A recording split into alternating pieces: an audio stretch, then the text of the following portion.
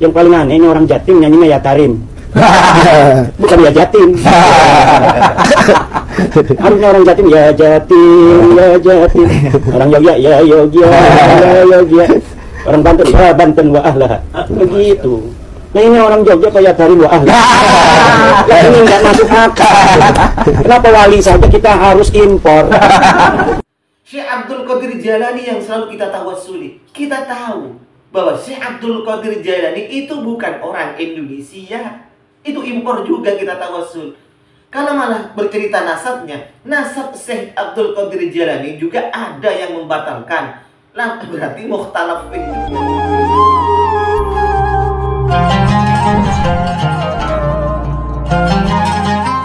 Assalamualaikum warahmatullahi wabarakatuh. Alhamdulillahi ala linam wa syukulahu ala ilham. Wassalatu wassalamu ala sayyidina Muhammadin ashrafil anam wa ala alihi wa sahbihi as-sadatil a'lam, amma ba'du. Para nahdien, sahabat-sahabat Aswaja, seluruh subscriber, para penonton semuanya, baik yang sependapat atau tidak sependapat dengan saya tanpa pilih kasih semuanya saya doakan semoga Allah Subhanahu wa taala senantiasa memberikan rahmatnya, taufiknya, hidayahnya, maghfirahnya, memberikan kelancaran rezeki dan kesehatan kepada kita semua. Amin Allahumma amin. Kali ini saya akan merespon sebuah video yang disampaikan oleh beliau Kiai Haji Imaduddin Usman. Maaf, ini saya tidak membahas masalah nasab karena saya sudah berjanji tidak akan membahas masalah nasab alwi ataupun nasab siapapun.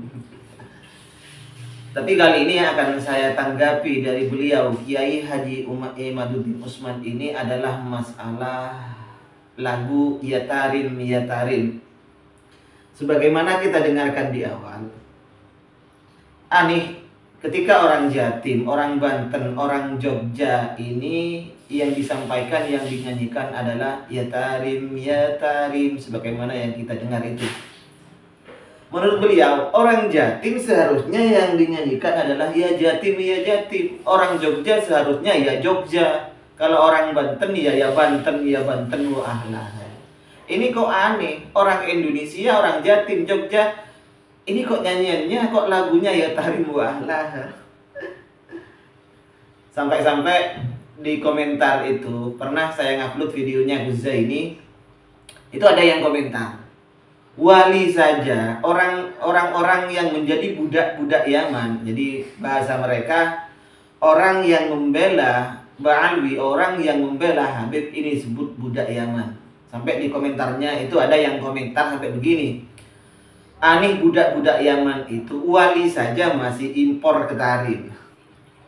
Baik, begini Pak Kiai, lagu Ya Tarim wa ahlah sebenarnya Pak Kiai menurut saya ini tahu kok. Tapi entah apa tujuan Pak Kiai menyampaikan seperti itu. Gubahan lagu Ya Tarim ini mungkin pengarangnya atau penyanyinya menyampaikan pesan bahwa beliau itu adalah ada rasa cinta terhadap penduduk Tarim, orang yang menempati Tarim, bukan cinta terhadap Tarimnya. Tapi sebagaimana kita dengar, sebagaimana kita ketahui dalam syair itu, ketika kita belajar balaghah itu, wa ma hubbud diyar saghafna qalbi walakin hubbu man sakanad diyar. Bukanlah aku mencintai terhadap daerah ini, tidak, tetapi yang kucintai adalah man sakanad diyar, orang yang menempati daerah itu, orang menempati rumah itu. Jadi kecintaan dari pengarang lagu Ya Tarim atau penyanyi lagu Ya Tarim terhadap wali-wali Allah, terhadap ulama-ulama yang berada di sana. Yang kedua, lagu ini kan tawassul Pak Kiai. Bertawassul terhadap para ulama, para wali yang ada di sana, yang ada di Tarim. Terus, kalau dikatakan, kenapa wali saja harus impor ke Tarim? Harus impor ke luar negeri? Ya Allah, bukankah kita orang NU selama ini, ingat, saya berbicara NU-nya ini, bukankah kita selama ini orang NU tidak pernah membedakan ulama ketika dijadikan tawassul itu, baik ulama pribumi ataupun ulama mancanegara? Tidak kan? Kenapa harus ada kata-kata impor segala seperti ini?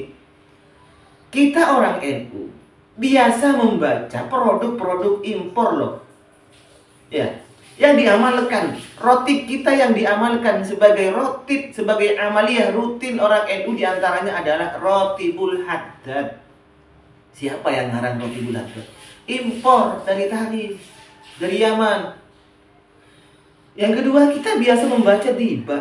Ini seakan-akan menjadi lagu wajib bagi warga NU. Di mana-mana ada acara, pasti lagu-lagu di tiba itu yang dibaca.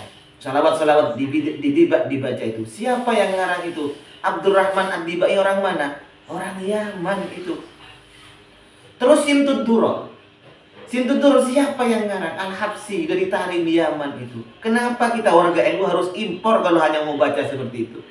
Dan lagi, kalau biasa nyantri di pondok pesantren itu yang dibahas ada beberapa kitab, bahkan beberapa banyak kitab karangan ulama Tarim, ulama Yaman. Di antaranya adalah Aliyat, Yaqutun Nafis, kemudian Bughyatul Mustarsyidin, kemudian apa At-Takrirat As-Sadida itu, dan banyak lagi karangan ulama Yaman. Kenapa kita harus impor produk-produk itu? Nggak pakai produk lokal saja. Sebenarnya nggak masalah sih, ini cuma dibesar-besarkan saja oleh mereka itu. Ya memang, kalau hati sudah ditutupi oleh rasa benci, apapun yang dikerjakan oleh orang yang dibencinya itu tidak ada benarnya sama sekali. Sebagaimana hati yang sudah ditutupi oleh rasa suka, rasa cinta, sejelek apapun yang dilakukan oleh orang itu, semuanya selalu baik, semuanya. Nah, itu sudah biasa itu ya. Cuman mari kita berpikir logika saja. Kita gunakan logika, benarkah seperti itu? Padahal yang kita kerjakan, yang dilakukan oleh orang-orang NU semuanya itu adalah impor. Walinya juga impor orang-orang NU ini. Kenapa saya katakan impor?